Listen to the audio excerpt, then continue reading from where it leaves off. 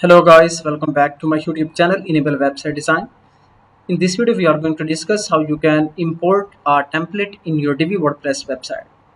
So for example, let me go and add a new page about, then let me select no sidebar and click on publish button.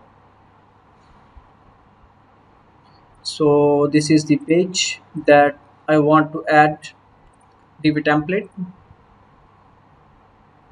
So first of all we need to enable this Divi fuel builder.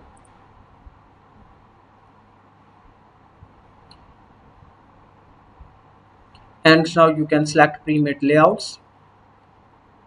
So to import template you can go here, then click on select the file. So let me select this one, then click on import layout. So this file will be available in saved layout and also can be in existing pages. Let's go back to the saved layouts, and here you can see this one about us, then click on choose layout.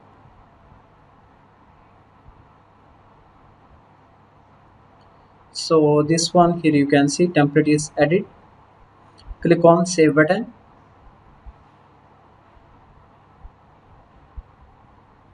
and now reload this page.